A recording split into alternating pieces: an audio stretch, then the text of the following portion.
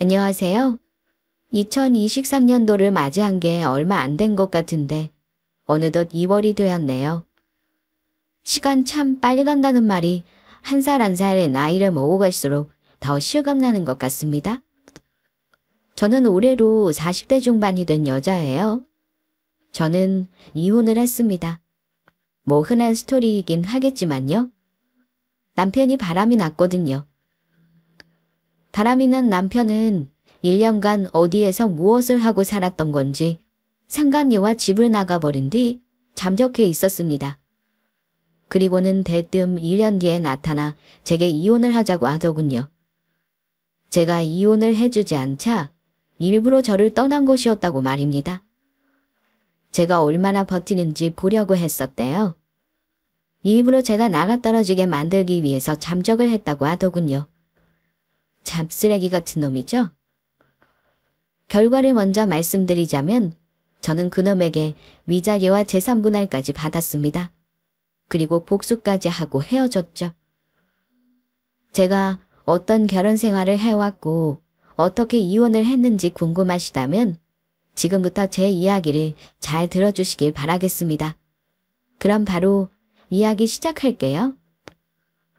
애는 무슨 애야? 우리 나이에 애 낳아서 뭐 어떻게 키우게? 애 대학 가면 우리 환갑 다 되어가는 나이야. 나는 40대 중반에 딱 일 그만할 거야. 그러려고 이렇게 뼈 빠지게 일하고 있는데 거기다가 애를 낳자고? 애 낳으면 너랑 나랑 늙어 죽을 때까지 일만 해야 해. 그러고 싶어. 어차피 한 번 사는 인생인데 고작 애 하나 키우겠다고 우리 놀 거 못 놀고 먹을 거 못 먹어가면서 사는 건 너무 아깝지 않아? 아, 자기야. 그렇게 서운한다는 식으로 보지 말고 생각을 해봐. 그리고 우리 이미 결혼 전에 얘기 다 했었던 거잖아. 저와 남편은 애초부터 맞지 않았던 사람들이었죠. 그러나 저는 남편을 너무 좋아했고 결혼을 해서 아이를 갖지 않는 게 좋다는 그의 말에 수긍을 했었습니다.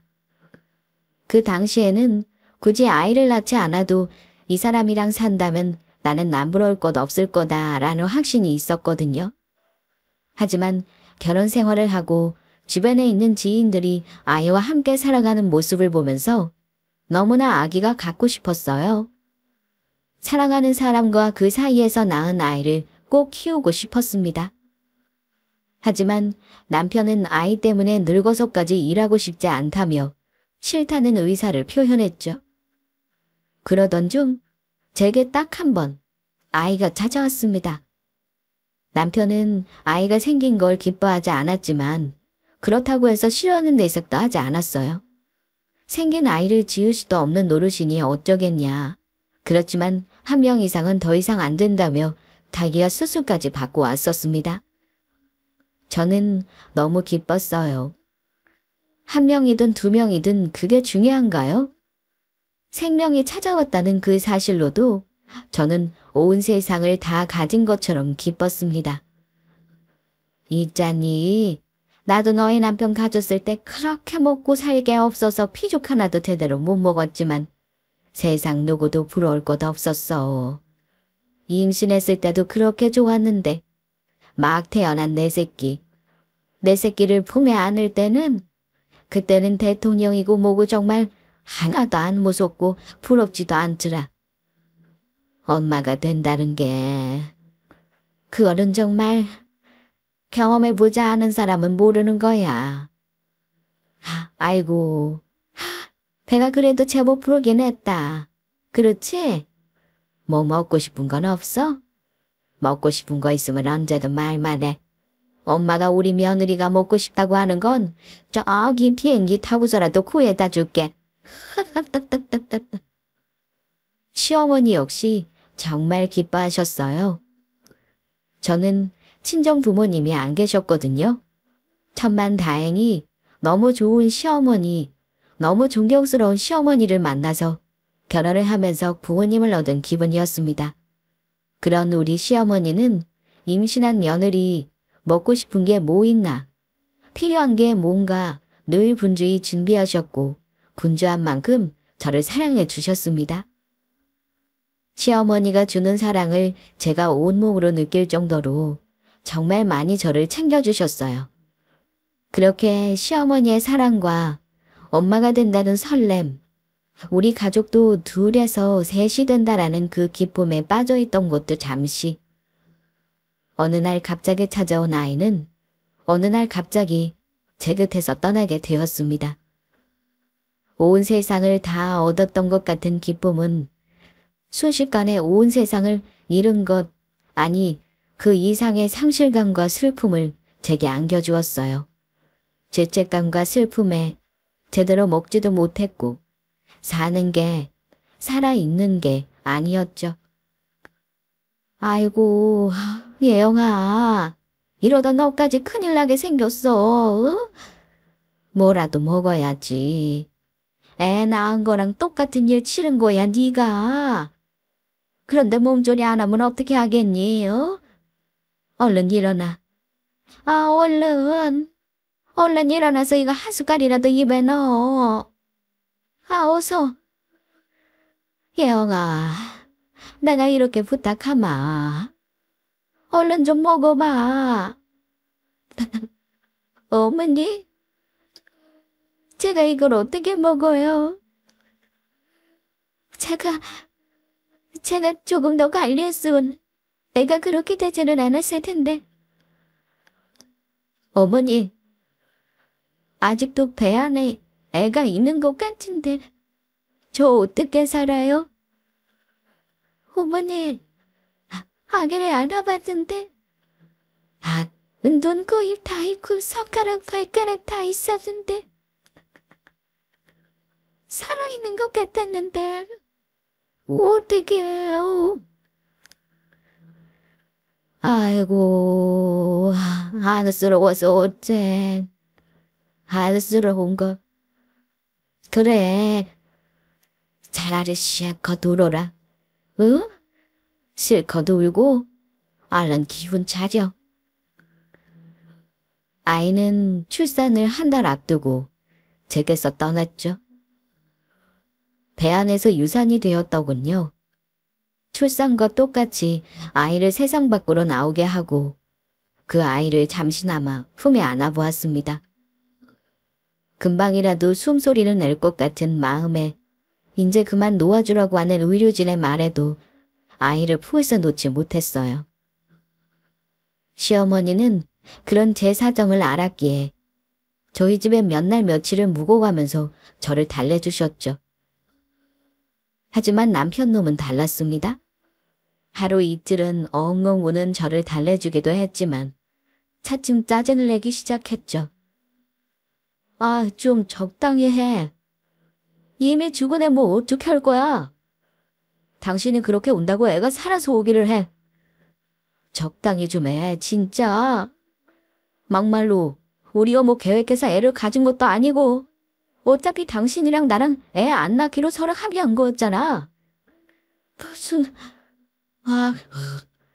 누가 보면 애 갖고 싶어서 시험관까지 했다가 애 잃은 사람인 줄 알겠어? 그렇게 애를 낳고 싶었으면 알아서 몸을 잘 챙겼어야지. 아, 뜨거. 엄마. 지금 뭐 하는 거야? 너 화생이면 어떻게 하려고? 그게 지금 할 소리야? 이 정신 나간 놈아. 네 애가 어디 뭐 남의 집에였니? 어떻게 네 한 사람한테 아이고 차라리 말던가 이놈아. 예영이가 얼마나 마음이 그러겠니? 어? 그거를 두고서 너는 아이고 참 못났다. 못났어. 너 그렇게 짜증만 내고 헛소리 하려거든. 나가서 들어오지 말어. 너 이놈아 화상 입어도 싸. 어디서 나가. 얼른 안 나가? 아유, 저 자식 저거 그냥 갖다 버리던가. 이 망할 놈이 말이야. 아이를 잃은 제게 저딴 말을 해대던 남편. 결국 시어머니한테 뜨거운 미역국 세례를 받고서야 입을 닫고 구석에 찌그러져 있었습니다. 남편이었던 그 자식은 참 매정하고 자기밖에 모르는 그런 사람이었어요. 제가 그걸 이혼하고 나서야 알았던 게 가장 큰 문제였겠죠. 아이를 잃었을 당시에 대한 사건 말고도 그놈은 참 여러모로 나쁜 놈이었습니다. 그럼에도 제가 10여 년이 넘는 시간 동안 결혼 생활을 유지할 수 있었던 건 친부모님 같은 시어머님, 그리고 멍청했던 저 자신 때문이었습니다. 저는 그놈의 말에 끊임없이 세뇌를 당했고 그 말을 거부한다고 생각했지만 제 몸과 머리는 이미 그놈의 말대로 움직이고 있었거든요. 와, 저 여자 봐. 남자가 애쓴다 했어. 아니, 어떻게 여자가 저렇게 자기 관리를 안 할 수가 있냐? 저 여자 다리가 자기 허리는 되겠다. 와, 아니 아무리 세상이 바뀌어서 뭐 페미니즘이니 남녀 평등이니 뭐 그런 소리들 해도 솔직히 말해서 옛날이나 지금이나 남자 여자 역할이 있는 거 아닌가? 아? 그게 무슨 소리야? 그리고 자꾸 남들 가지고 자기가 왈가왈부 하지 마. 만약에 다른 사람이 우리 보면서 저 여자가 어떻다 뭐다 하면서 주위에서 내 얘기하면 자기는 기분 좋겠어. 참네. 그것도 다 본인 책임이지. 자기가 관리를 못했으니까 사람들이 수군거리는 거 아니야? 여자 역할이 뭐라고 생각해? 있잖아. 나만 그런 게 아니라 대한민국에 있는 남자들한테 물어보잖아? 100이면 100, 10이면 10. 다 나랑 똑같은 생각일걸. 뭐가 됐든 결국에 남자한테 여자는 나를 상징해주는 또 다른 존재라고나 할까. 하하하. 아니 진짜야. 그렇게 볼 게 아니라니까 그러네. 내가 같이 사는 너 왜 이렇게 딱 어깨 두른 채 데리고 다니는 여자가 너무 예뻐. 막 몸매도 너무 좋고 스타일도 좋아. 머리에 두른 것도 많아. 그럼 그 남자 위신에 선다 이거야. 미친놈이죠? 네. 저 인간은 저런 소리를 숨 쉬듯 내뱉었습니다. 정말 저런 생각이었으니 저런 말을 허구한 날 내뱉었겠죠. 여자는 남자의 상징성이다라는 그 말? 저는 지금도 그 말이 무의식 중에 떠오를 때가 있어요. 그럴 때면 정말 제 머리를 쥐어박고는 합니다. 말도 안 되는 소리잖아요? 그런데요. 저런 소리를 10년 가까이 듣다 보면요. 분명히 말도 안 되는 괴소리라는 걸 알면서도 어느새 나도 모르게 다이어트에 대한 강박감이 생기고 집에 있어도 늘 화장하고 있고 그놈이 끊임없이 내 옆에서 내뱉는 말에 갇혀 살아나게 되더군요. 오죽했으면 제가 그놈 때문에 거식증까지 걸린 적이 있었습니다.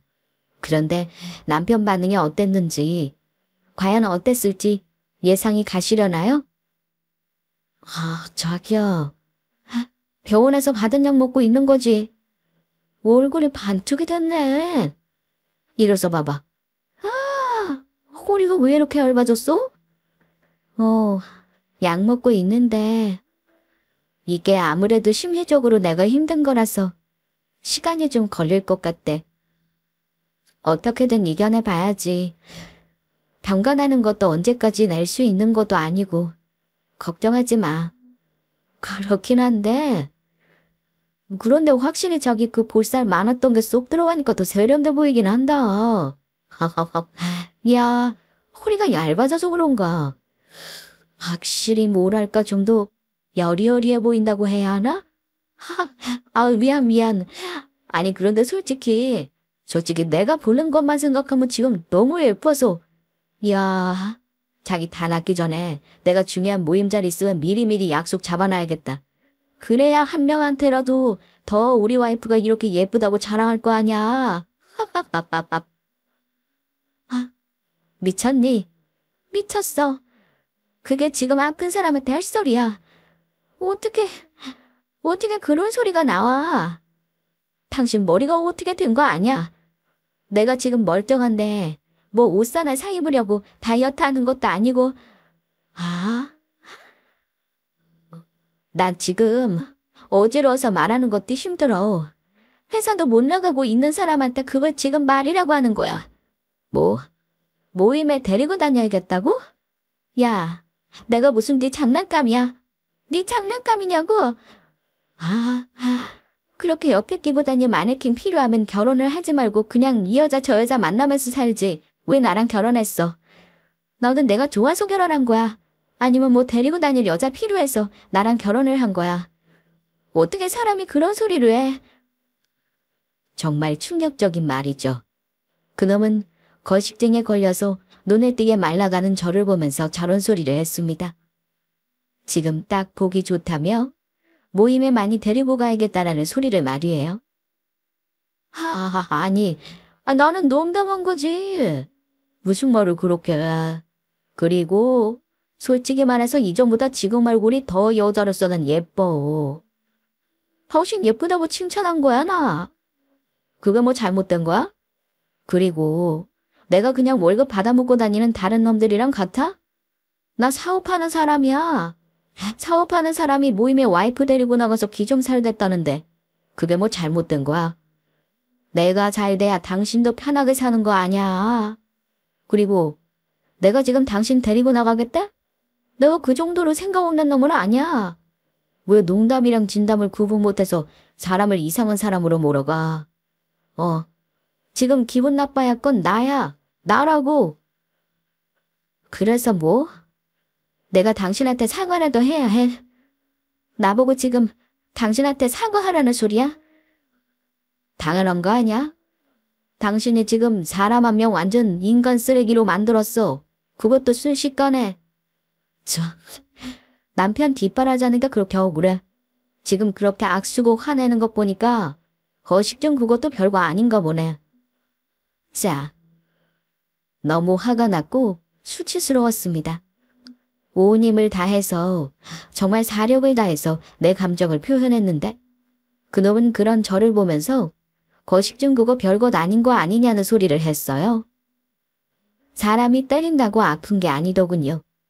그놈이 무표정한 얼굴로 제게 하는 말 하나하나가 저를 짓밟아갔습니다.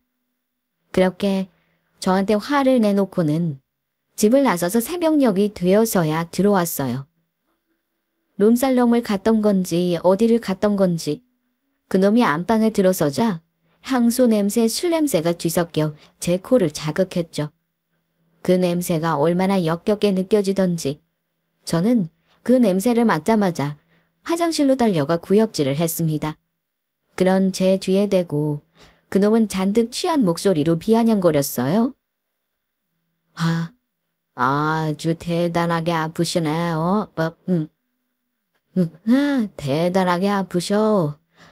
남편이 왔는데 마중은 안 나오고 남편 보자마자 구역질을 해? 참네. 아이고 손석현 인생 참 거지 같다. 손석현 결혼 참 잘했다. 아직도 저는 그 냄새를 떠올리면 손에 식은땀이 나고 속이 메스꺼리곤 합니다. 10여 년의 결혼 생활은 제게 여러모로 많은 흔적을 남긴 것 같네요. 거식증 사건을 기점으로 저는 그놈과 서서히 멀어지기 시작했습니다. 사이가 멀어질수록 남편은 밖으로 돌기 시작했죠. 사업하는 남자라는 명목으로 말입니다.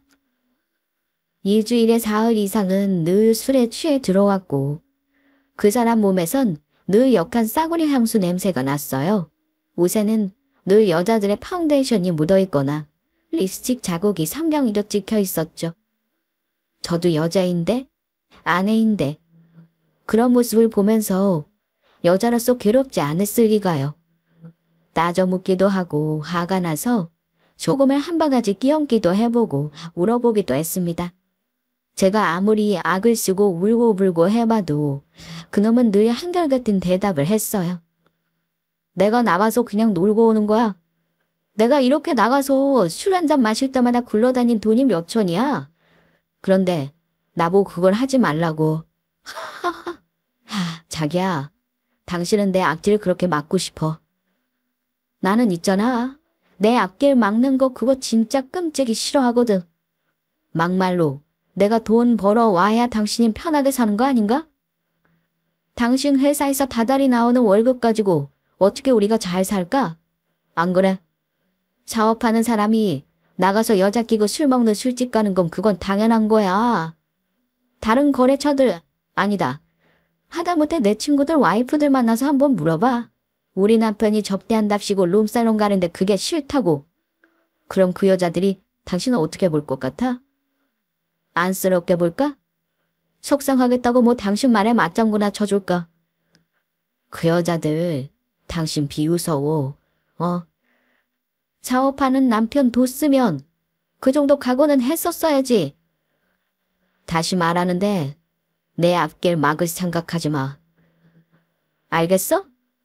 나는 이 집의 가장으로서 내가 해야 될 일을 하는 거야. 내가 가장으로서 할 일 하겠다는데 당신 그걸 왜 난리야? 안 그래? 내가 늘 얘기했지. 남자랑 여자는 역할이 있는 거라고. 나는 내 역할 잘하고 있는 거야. 그러니까 당신은 당신 역할이나 잘해. 사업하는 남자들은 다 저런가요? 사업하는 남편을 둔 아내들은 저런 걸 다 이해하고 넘기시나요? 지금 생각해보면 그놈은 자기가 외도하는 걸, 다른 여자들이랑 시시덕거리면서 유흥을 즐기는 걸 다 집안일을 위한 일이야 라는 말로 제게 세뇌를 시켰던 것 같아요. 그리고 내가 수전이 했지. 나는 바람 같은 거 안 피워. 내가 룸사롱에서 술이나 따르는 여자애들이랑 바람을 피울 것 같아. 참, 당신은 나를 어디까지 바닥으로 보는 거니? 그리고 내가 당신 생각대로 그렇게 바닥이면 내가 결혼한 당신도 바닥이야? 아니잖아. 그러니까 좀 적당히 바가지 긁고, 자기가 설마 아니 그런 수준 떨어지는 여자애들이랑 밖에서 따로 만나겠느냐 뭘 하겠느냐 하면서 아주 거짓말을 입에 달고 살았습니다. 그래요. 그랬겠죠. 대신 그놈은 다른 여자와 바람을 피웠습니다. 사업하면서 알게 됐다며. 저도 몇 번 얼굴을 본 적이 있던 여자와 말이에요. 우리 구면이죠? 제가 보낸 건 잘 받아보셨어요. 먼저 연락을 해온 건 그 여자였습니다. 제게 자기네들이 얼마나 만나왔고 어떻게 지내고 있는지 하나부터 열까지 세세하게 알려주더군요. 이거는 저랑 그 사람이랑 같이 외도 놀러 갔을 때예요. 그때가 아마 예영씨 생일인가 그랬던 걸로 기억하는데. 그래도 남의 생일날 남편까지 뺏어서 여행 다닌 게 내가 좀 마음에 걸리더라고요. 그래서 그때 내가 서울 와서 그 사람 데리고 같이 선물 골랐어요. 그 목걸이 하고 왔네요. 그거 내가 고른 건데 마음에 들었나 보다. 그 여자는 제게 사진을 보여주며 마치 친구에게 자랑하듯이 이야기했습니다. 참, 무슨 사이코패스를 만난 줄 알았네요. 제 생일날 일이 있다며 출장을 가야 한다던 그놈. 그놈은 그 여자와 외도로 여행을 다녀온 것이었어요. 선물이라고 줬던 그 목걸이도 그 여자가 골라준 거였죠. 그 말을 듣는데 그 목걸이를 차고 있을 수 있나요? 그대로 잡아뜯어서는 그 여자 얼굴에 던져버렸습니다. 애들도 있는 사람이 엄마로서 창피하지도 않아요. 어쩐지 그쪽이 골라서 이렇게 촌스러웠구나. 나는 그 인간이 어디서 이렇게 촌스러운 걸 사왔나 했네. 그래서 뭐 나한테 지금 이런 얘기하면서 원하는 게 뭔데? 뭐 얼마나 대단하고 자랑스러운 일이라고 지금 내 앞에 찾아와서 이러는 건데. 당신 애들한테 부끄럽지도 않아? 어머머, 그 사람 말이 맞네. 예영씨 한 성격 하는구나. 성격만 있지 눈치는 없나 보네. 왜 이런 얘기를 하겠어? 그 사람이랑 이혼하라고 얘기하는 거지. 그리고 이혼하면서 내 남편도 좀 설득해 줄래요? 그 인간이 나랑은 곧 죽어도 이혼 못하겠다고 질척거리는데. 예영씨가 가서 불 좀 지펴주면 그 인간도 알아서 이혼하겠지 싶어서. 철서. 저는 부들부들 떨리는 손으로 제 앞에 놓여있던 물잔을 들어 그대로 그 여자에게 끼얹었습니다. 드라마에서나 보던 행동을 제가 하다니. 그런 행동을 하면서도 저 스스로한테 놀랐네요. 그 여자가 저를 만만하게 봤던 건지 제가 눈 하나 깜짝 안고 자기한테 물을 끼얹자 온몸은 부들부들 떨더군요. 내가 네 말대로 성격만 있겠니?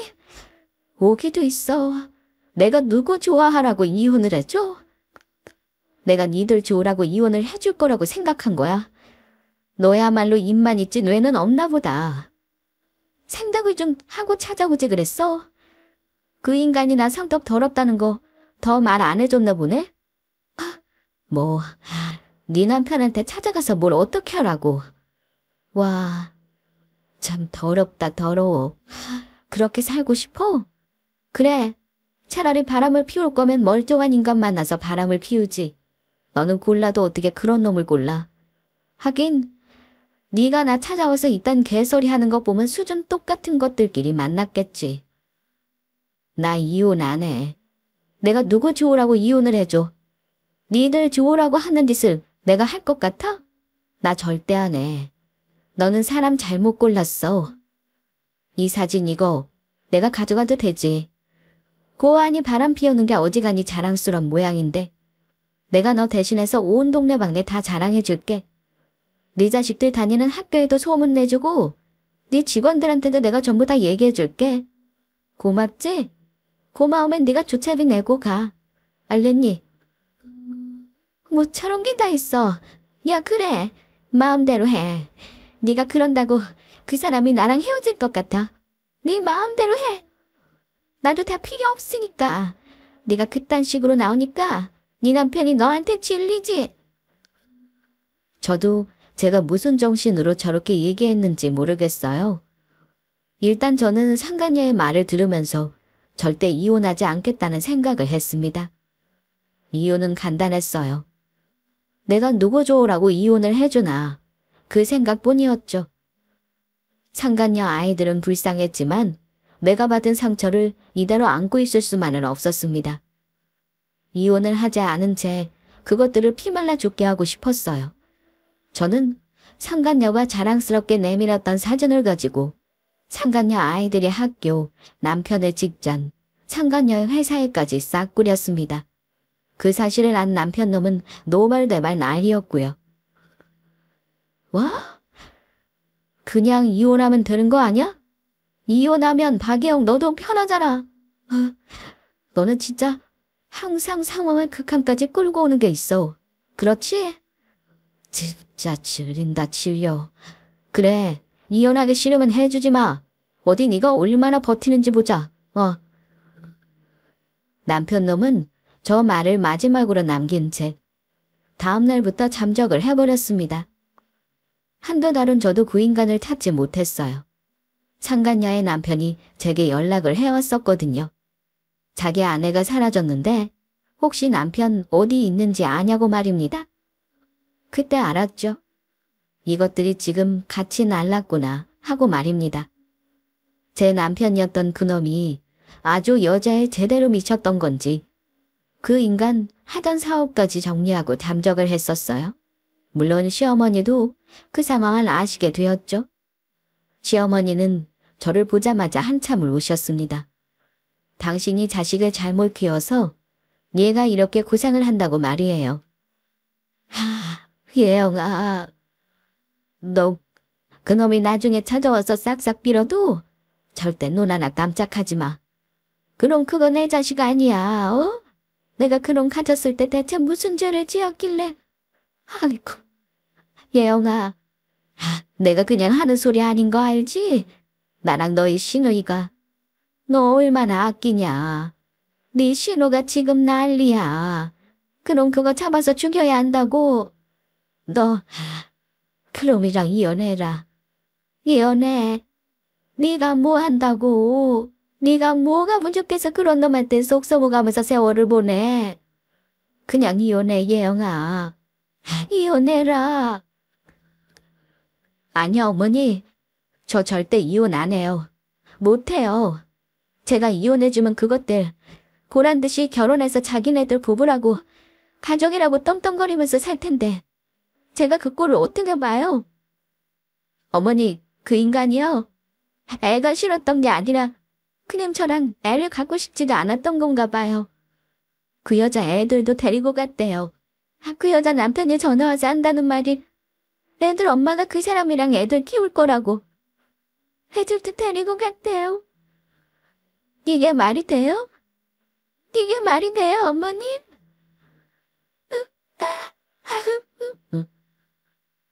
네, 제가 아이를 유산했을 때도 적당히 좀 하라며 짜증을 내던 그 인간. 아이는 자기 인생에 방해가 되는 거라고 했던 그 인간. 그 인간이 피 한 방울 섞이지 않은 상간녀의 자식들을 키우겠다고 했답니다. 시어머니는 그 사실을 알고 거의 기절할 것처럼 충격을 받았어요. 그리고는 몇 개월 내내 그냥 이혼하라고, 그런 놈이랑 살지 말라며 눈물을 흘리셨죠.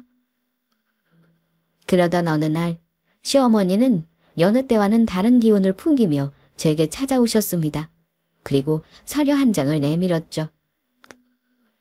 예영아, 나 너한테 이 집 주고 너희 신우 있는다로 갈 거야.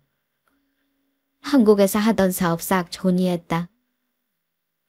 내가 너한테, 아이고, 다 그놈이 너한테 한 거 생각하면 내 전 재산을 다 줄라는 게 맞는데 나도 인간인가 보다.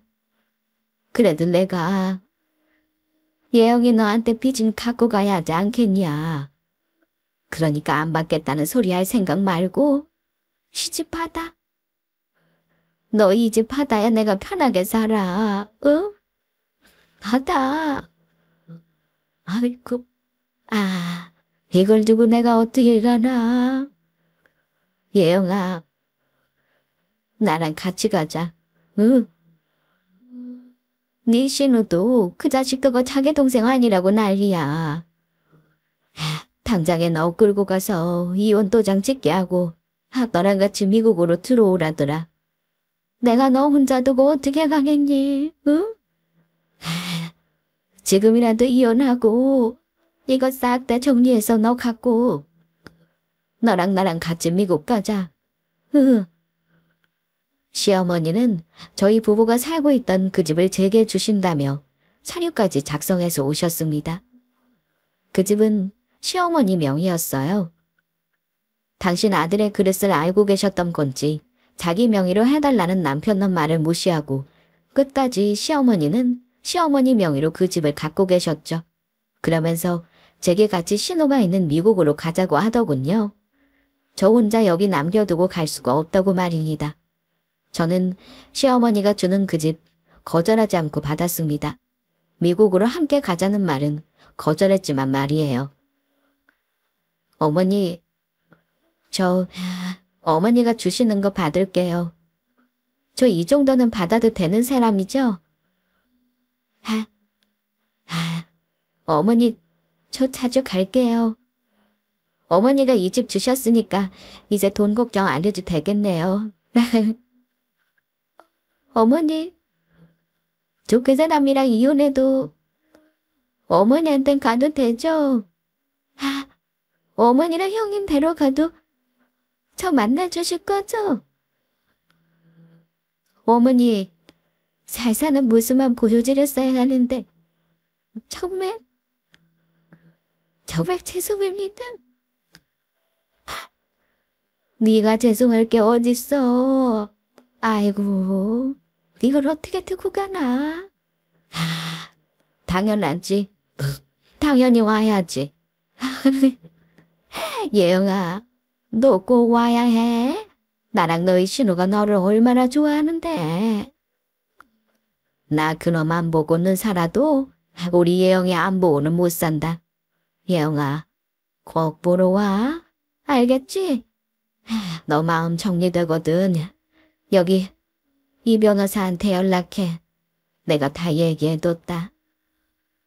아이고, 이게 불쌍한 거. 아이고. 제가 살면서 저희 시어머니처럼 멋진 사람을 어디서 만날 수 있을까 싶어요.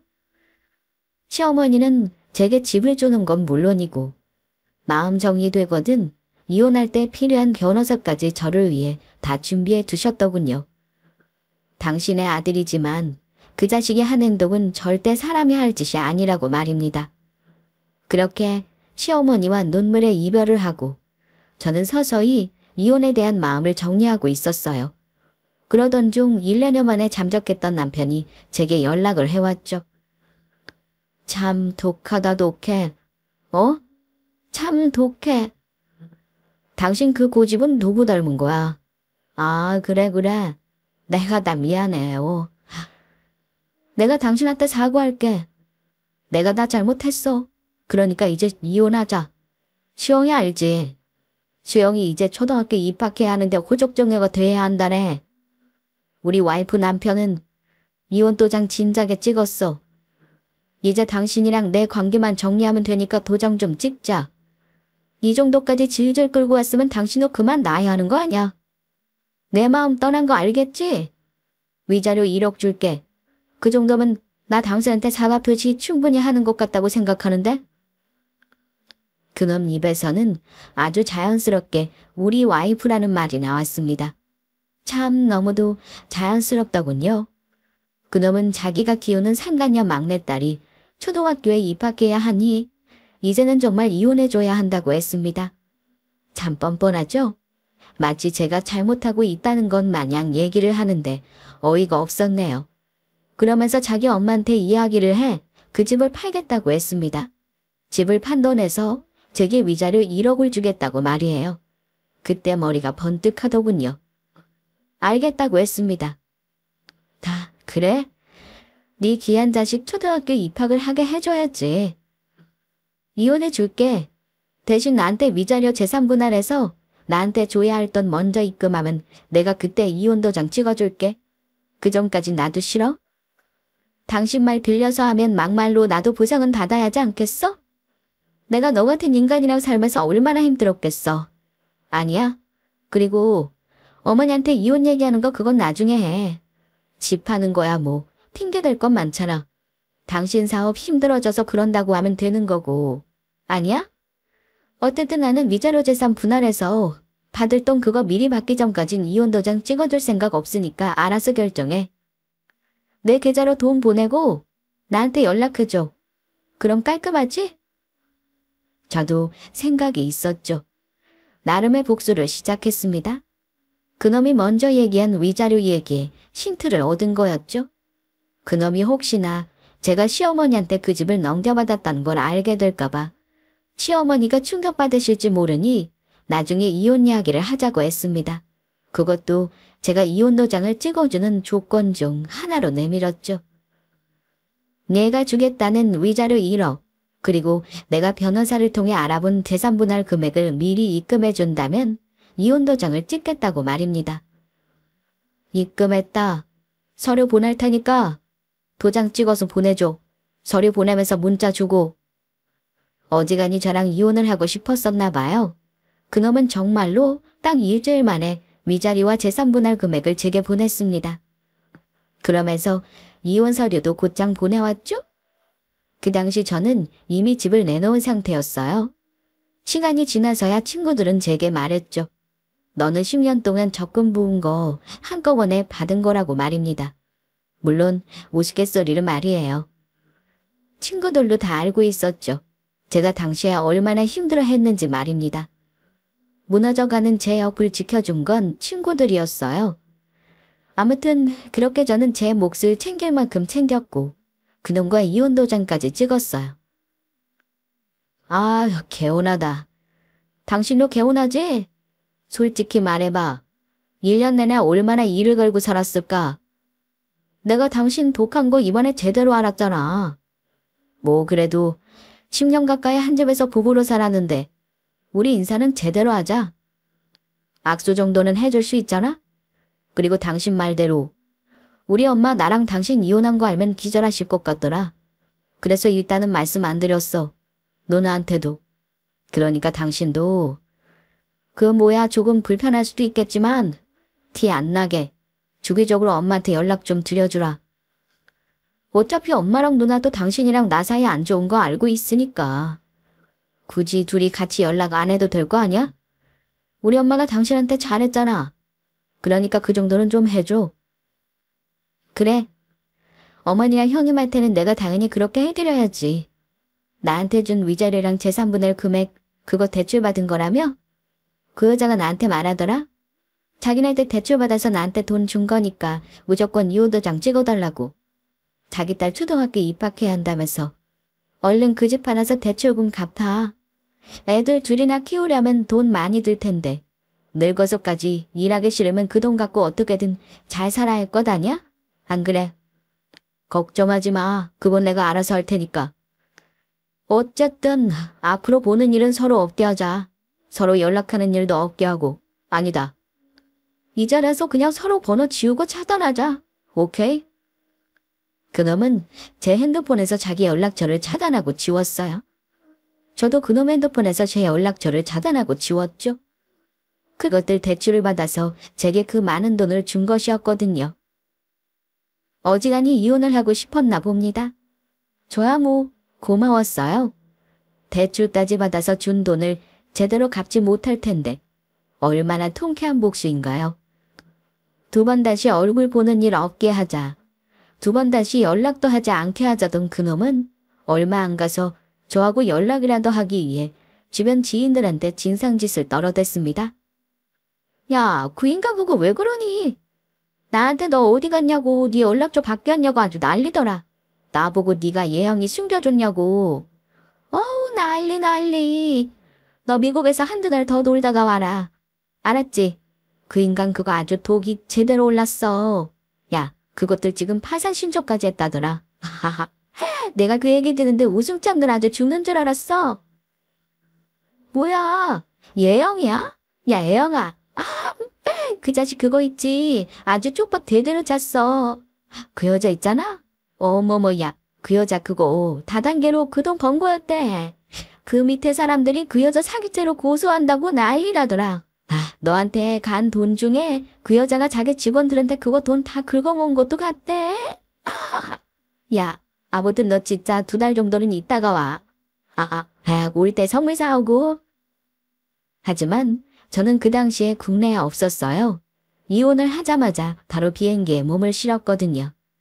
이제는 시어머니와 시누이가 아니지만 어쨌든 저한테는 가족이라고 부를 수 있는 두 분이 있는 그곳으로 말입니다. 새 여자가 부둥켜 안고 엉엉 울었어요. 서로에게 미안해서 말입니다. 시어머니와 시누이는 정말로 그놈과 연을 끊었어요. 연락이 와도 받지 않았고 사람이 아니라고 생각을 한다고 했죠.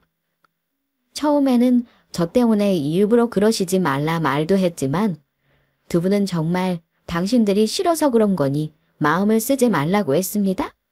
자, 가족에게까지 외면받은 인간이라면 어느 정도 수준인지 아시겠죠? 제가 그런 인간이랑 10년을 살았네요. 저도 어지간히 미련한 여자인 것 같습니다. 그래도 그 미련한 여자가 마지막 복수는 통쾌하게 했으니 너무 답답하다고들 말씀하지 말아주시겠어요? 그래도 저 복수 잘했으니까요. 저는 여기까지 이야기를 하고 이만 물러나겠습니다. 길고도 길었던 답답하다면 답답했을 제 이야기 끝까지 들어주셔서 감사해요. 모두 좋은 하루 보내세요.